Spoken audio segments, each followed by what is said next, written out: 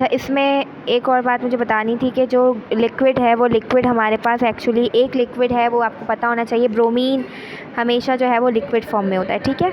तो ब्रोमीन जो है वो हमारे पास है तो हैलोजन के ग्रुप में, लेकिन वो जो ब्रोमीन है हमारा लिक्विड स्टेट में पाया जाता है, ठीक है। बाकी अगर गैसेस की बात की जाए तो गैसेस हमारे पास कौन कौन सी है? Neon, argon, krypton, xenon, radon, chlorine, fluorine, oxygen, nitrogen, ये सारी हमारे पास गैसेस हैं, ठीक है। और अगर नॉन मेटल्स की बात की जाए तो बाकी ये सारे गैसेस तो नॉन मेटल्स ही होते हैं, वो भी शामिल है। ब्रोमीन भी लिक्विड नहीं है, लिक्विड है तो वो भी नॉन मेटल में ही शामिल होगा, ठीक है। इसके अलावा boron, carbon, silicon, phosphorus, sulphur, ये सारे हमारे पास नॉन मेटल्स में शामिल होते हैं। लेकिन मेटल्स की बात करें और मेटल्स जितने भी हैं वो हमारे पास, जैसे कि लेड हो गया, बिस्मथ हो गया, ये सारे, एल्यूमिनियम हो गया, ये सारे हमारे पास जो है मेटल्स हैं, ठीक है। और इस एल्यूमिनियम मेटल के बारे में हम आगे पढ़ेंगे भी इंशाल्लाह ताला इसी चैप्टर में।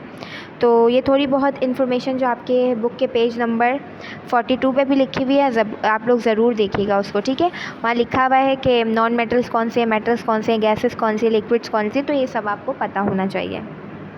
अच्छा जी, अब मैं आती हूँ मेन ग्रुप ट्रेंड्स की तरफ, जो हमारा जो आपको पता भी होना चाहिए। और दूसरी बात ये कि इसमें हर एक पर्टिकुलर डेफिनेशन आपको पता होनी चाहिए कि ये डेफिनेशन इसका मतलब क्या है, सही है। तो सबसे पहले ग्रुप ट्रेंड्स होता क्या है? वैसे तो ग्रुप ट्रेंड्स क्या होता है? रेगुलर वेरिएशंस होती हैं प्रॉपर्टीज़ में, उसको हम कहते हैं ग्रुप ट्रेंड। अब वो प्रॉपर्टीज़ कौन सी होती है? रेगुलर वेरिएशंस फिजिकल प्रॉपर्टीज़ में होती हैं, किसी भी एलिमेंट की ग्रुप में हो या फ्रॉम टॉप टू बॉटम, ये सारे हमारे पास। टॉप टू बॉटम का मतलब क्या होता है? Group wise, top to bottom group wise, यानी कि ग्रुप वाइज हम देखते हैं कि रेगुलर वेरिएशन जितनी भी होती हैं प्रॉपर्टीज़ में, फिजिकल प्रॉपर्टीज़ में, किसी भी एलिमेंट्स की ग्रुप में फ्रॉम टॉप टू बॉटम, उसको हम कहते हैं उसकी ग्रुप ट्रेंड है। पीरियड्स में भी देखते हैं, ठीक है। वैसे तो जो ग्रुप ट्रेंड होते हैं वो ग्रुप वाइज ही डिस्कस किया जाता है। तो आप ये कह सकते हैं regular variations in the physical properties. आपने जो मैंने गैप छोड़ा हुआ है, जब आप नोट्स की फ़ोटोकॉपी करवाएंगे तो वहाँ भी ये डेफिनेशन और करके लिख सकते हैं।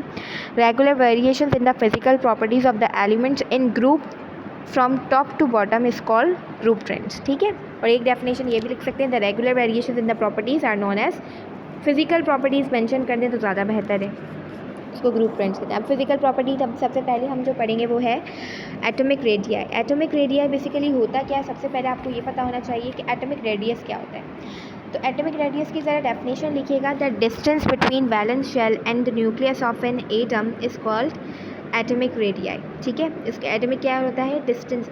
यानी कि अगर मैं आपको नॉर्मली समझाऊँ ना, तो इस तरह से समझाऊँगी, ये हमारे पास न्यूक्लियस है, ठीक है।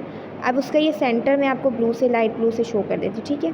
बाकी ये दूसरा शेल है, ठीक है, ये तीसरा शेल है। तो अब एटॉमिक रेडियाई क्या होता है कि इस सेंटर से लेकर इस वैलेंस शेल तक का जो डिस्टेंस होता है वो हमारे पास एटॉमिक रेडियाई होता है, ठीक है। तो एटॉमिक रेडियस जो है एक के लिए होता है, एटॉमिक रेडियाई बहुत सारे एटम्स के लिए होता है, ठीक है। तो एटॉमिक रेडियस की सिंपल डेफिनेशन आप लिखते हैं, या आप जब ग्रुप फ्रेंड्स लिखेंगे तो एटॉमिक रेडियाई की जगह लिख दीजिएगा एटॉमिक रेडियस, सही है। तो एटॉमिक रेडियस अगर पी ब्लॉक एलिमेंट्स की बात करें तो वो डाउन द ग्रुप बढ़ता है और अलॉन्ग द पीरियड कम होता है। अब आप पूछेंगे क्यों? क्योंकि हमारे पास जो शेल्स होते हैं वो शेल्स जो हैं पीरियड वाइज हमारे शेल सेम रहते हैं, ठीक है। अब शेल सेम रहने का क्या मकसद है? फॉर एग्ज़ाम्पल, अगर मैंने एक बनाया, ठीक है, एक शेल बनाया, फिर दूसरा शेल बनाया, इसमें पहला इलेक्ट्रॉन, अब ये पीरियड वाइज अगर हम देखें तो हमारे पास सिर्फ क्या चेंज होता है? शेल सेम ही रहे। इसमें दो, अब इसमें एक इलेक्ट्रॉन था, इसमें एक इलेक्ट्रॉन था तो इसमें दो इलेक्ट्रॉन हो गए। तो जैसे ही पीरियड वाइज इलेक्ट्रॉन्स बढ़ते हैं, शेल सेम। अब एनर्जी लेवल सेम रहने का क्या मतलब होता है? एनर्जी लेवल सेम रहने का मतलब ये होता है कि इसके दो शेल हैं तो इसके भी दो ही शेल हैं, ठीक है। अब लेकिन इलेक्ट्रॉन्स की डिफरेंस हो सकते हैं, इसमें एक इलेक्ट्रॉन है शेल में लास्ट में, तो इसमें लास्ट शेल में दो इलेक्ट्रॉन्स हैं। तो जो इलेक्ट्रॉन्स बढ़ने की वजह से जो इसकी न्यूक्लियस से अट्रैक्शन होती है वो बढ़ जाती है, जिसकी वजह से आपको पता है अब जाहिर सी बात है, अगर उसका एटॉमिक रेडियस पहले इतना था तो इलेक्ट्रॉन्स, आपको पता है इलेक्ट्रॉन्स की वजह से वो थोड़ा सा छोटा हो जाएगा। क्यों? क्योंकि वो उसकी जो इलेक्ट्रॉन्स बढ़ने की वजह से उसका रेडियस थोड़ा सा डिक्रीज़ हो गया। तो इसीलिए कहते हैं अलॉन्ग द पीरियड जो है वो हमेशा हमेशा हमेशा डिक्रीज़ होगा। लेकिन अगर हम डिस्कस करें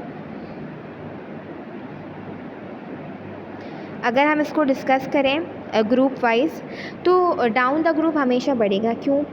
क्योंकि हमारे पास फॉर एग्ज़ाम्पल अगर पहले शेल में 2 हैं तो वहाँ पर क्या होगा, शेल बढ़ जाएगा, यानी कि पहला शेल आ गया। तो आपको पता है शेल बढ़ने से, एनर्जी लेवल बढ़ने से तो हमारे पास डेफिनेटली हमारा एटॉमिक रेडियस बढ़ता जाएगा ना। The distance between the centre to the valence shell, ये बढ़ता जाएगा एटॉमिक रेडियस। तो पहले छोटा था फिर बड़ा हो गया, यानी कि फॉर एग्ज़ाम्पल ये सेकंड पीरियड का है, ये थर्ड पीरियड का है। तो इसका मतलब है ये पहले छोटा सा शेल था, ये शेल छोटा था, अब ये शेल बड़ा हो गया। तो हम देखते हैं ना पीरियड वाइज, अगर हम मतलब कि डाउन द ग्रुप अगर हम देखते हैं, फॉर एग्ज़ाम्पल फर्स्ट ग्रुप में देखें, पहले फर्स्ट ग्रुप के पहला फॉर एग्ज़ाम्पल अगर हम देखें ग्रुप फर्स्ट के जितने भी एलिमेंट्स हैं, या ग्रुप अगर हम पी ब्लॉक को ही डिस्कस कर रहे हैं, तो सबसे पहले बोरोन देख लें। बोरोन के नीचे हमारे पास एल्युमिनियम होता है। तो बोरोन का जितना शेल होगा ना, एल्युमिनियम का शेल उससे थोड़ा सा बड़ा होगा, ठीक है। इसका मतलब शेल ज़्यादा होंगे, सॉरी। तो शेल ज़्यादा होने की वजह से एटॉमिक रेडियस भी ज़्यादा होगा, बोरोन का एटॉमिक रेडियस थोड़ा सा कम होगा। तो अलोंग द ग्रुप इसीलिए कहते हैं वो हमारा डाउन द ग्रुप इंक्रीज़ होता है, और अलोंग द पीरियड हमारे पास, अलोंग द पीरियड से मुराद एक ही पीरियड में वो हमेशा सेम, सेकेंड पीरियड के सारे शेल सेम होंगे, थर्ड पीरियड में सबके शेल सेम होंगे। लेकिन क्या होगी, इलेक्ट्रॉन्स बढ़ने की वजह से उनका शेल जो है वो थोड़ा सा सप्रेस हो जाता है, उनकी अट्रैक्शन जो है न्यूक्लियस से बढ़ जाती है, जिसकी वजह से शेल की साइज़ थोड़ी सी छोटी हो जाती है। इसीलिए हम कहते हैं अलोंग द पीरियड वो डिक्रीज़ होता है। सही है। इसका रीज़न यही है, बिकॉज डाउन द ग्रुप क्यों बढ़ता है, क्योंकि एनर्जी लेवल हमेशा इंक्रीज़ होता है। क्यों इंक्रीज़ होता है? क्योंकि हमारा एटॉमिक नंबर इंक्रीज़ होता है। सही है, क्योंकि इलेक्ट्रॉन जो है वो एटॉमिक नंबर से रिलेटेड होते हैं। अब हम चलते हैं नेक्स्ट की तरफ, आयोनिक रेडियस की तरफ। अब आयोनिक रेडियस और एटॉमिक रेडियस की डेफिनेशन सेम ही है, ठीक है। आपने क्या लिखा, आपने पहले डेफिनेशन अगर एटॉमिक रेडियस की लिखनी चाहें तो लिख लें, the distance between valence shell and nucleus of an atom is called atomic radius. अब एटॉमिक रेडियस की डेफिनेशन, आयोनिक रेडियस की डेफिनेशन क्या होगी, the distance between valence shell and nucleus of an ion is called ionic radius, ठीक है। अब इसमें भी कोई फ़र्क नहीं है, आपको ये देखना है कि आयोनिक रेडियस वही सेम टू सेम यही चीज़ हो रही है। अलोंग द पीरियड आप देखें तो पी ब्लॉक एलिमेंट्स में शेल तो सेम रहते हैं, इलेक्ट्रॉन्स बढ़ने की वजह से उनकी जो है अट्रैक्शन बढ़ जाती है, तो इसकी वजह से उनका शेल तो सप्रेस थोड़ा सा हो जाता है, थोड़ा सा छोटा हो जाता है। लेकिन अब आयोनिक रेडियस की क्या चीज़ देखें हम इसमें, अगर हम देखें फॉर एग्ज़ाम्पल हमारे पास क्या है, ऑक्सीजन है, ठीक है। अब ऑक्सीजन के पहले शेल में 2 हैं, ठीक है, दूसरे शेल में इसके कितने, 6 इलेक्ट्रॉन्स हैं। तो ऑक्सीजन के पास 2 इलेक्ट्रॉन्स मज़ीद आएंगे, क्योंकि इसके ऊपर बैलेंस इसकी कॉन्फ़िगरेशन क्या होती है, -2। तो ऑटोमेटिकली आपको ये पता है कि इसके पास 2 इलेक्ट्रॉन्स और मज़ीद आएंगे, तो उसका शेल थोड़ा और छोटा हो जाएगा ना। मतलब इसकी जो क्या कहते हैं, प्रॉपर्टी तो वही रहेगी कि सप्रेस हो रहा है, उसका न्यूक्लियस से डिस्टेंस जो है बढ़ता जा रहा है, सही है। तो न्यूक्लियस से डिस्टेंस बढ़ने का मतलब है शेल छोटा होता जा रहा है, तो वही चीज़ सेम रहेगी, ठीक है। सिर्फ नंबर ऑफ़ इलेक्ट्रॉन्स जो है वो आपके बढ़ रहे हैं, तो उससे क्या हो रहा है, ऑक्सीजन के केस में ऑक्सीजन, फ्लोरीन, ये सारे क्या करते हैं, अपने पास और इलेक्ट्रॉन्स को ले लेते हैं, जिसकी वजह से शेल थोड़ा और छोटा हो जाता है, सही है, क्योंकि न्यूक्लियस से अट्रैक्शन बढ़ जाती है। तो इसीलिए हम कह रहे हैं डाउन द ग्रुप हमेशा बढ़ता है, आयोनिक रेडियस बढ़ता है, ठीक है, और अलोंग द पीरियड हमेशा कम होता है। आयोनिक रेडियस और हमारे पास एटॉमिक रेडियस सेम चीज़ ही है, ठीक है। अच्छा, इसमें मैं जो है एक बात लिखी हुई यहाँ पर आप देख लीजिएगा, some elements of p block can lose their electrons to become positive. This is positive, okay, and while some of can give electrons to become negative ions, ठीक है। अब आयोनिक रेडियस की अगर मैं बात करूं तो यहाँ पर दोनों तरह के होंगे। ऑक्सीजन की मैंने बात की तो ऑक्सीजन हमेशा इलेक्ट्रॉन्स गेन करेगा, ठीक है, इलेक्ट्रॉन्स गेन करेगा, तो उसके ऊपर जो है क्योंकि नेगेटिव चार्ज होता है, इलेक्ट्रॉन्स गेन उसके ऊपर -2 चार्ज होता है, इसका मतलब इलेक्ट्रॉन इसने गेन किया। लेकिन अगर मैं बोरोन की बात करूं, बोरोन का क्या होता है, बोरोन क्या होता है, एटॉमिक नंबर 5। तो इसका मतलब इसके सेकंड शेल में जो पहले शेल में 2 होते हैं, सेकंड शेल में कितने होते हैं, 3। तो इसका मतलब ये 3 इलेक्ट्रॉन्स डायरेक्टली डोनेट कर रहा होता है, तो इसके ऊपर यानी कि इलेक्ट्रॉन जब डोनेट करेगा तो पॉजिटिव चार्ज आ जाएगा इसके ऊपर। समझ में आ रही है? तो इस तरह पी ब्लॉक में दोनों तरह के एलिमेंट शामिल हैं। ऐसे एलिमेंट्स भी शामिल हैं जो अपने इलेक्ट्रॉन्स लूज़ कर देंगे, और ऐसे एलिमेंट्स भी शामिल हैं जो इलेक्ट्रॉन्स गेन कर लेंगे। जो इलेक्ट्रॉन्स गेन करेंगे उनके पास नेगेटिव चार्ज होगा, यानी कि वो नेगेटिव आइंस कहलाएंगे, और जो जिनके ऊपर पॉजिटिव चार्ज हो यानी कि जो लूज़ करेंगे वो पॉजिटिव मतलब पॉजिटिव कहलाएंगे, उनके ऊपर पॉजिटिव चार्ज आ जाएगा। लेकिन प्रॉपर्टी सेम रहेगी, ट्रेंड सेम रहेगा। डाउन द ग्रुप हमेशा आयोनिक रेडियस बढ़ता रहता है और लॉन्ग द पीरियड कम होता रहता है। सही है। तो अगर देखें बोरॉन अगर लूज़ कर देगा, ठीक है, तो डाउन द ग्रुप देखें इंक्रीज़ किस तरह से हो रहा है। ये आप लोग जो है वो एक दफ़ा फिर जैसे मैंने आपको एटॉमिक रेडियस का समझाया बिल्कुल वैसे ही कॉपी करते वक्त आप लोग आयोनिक रेडियस को भी देखेंगे। सही है।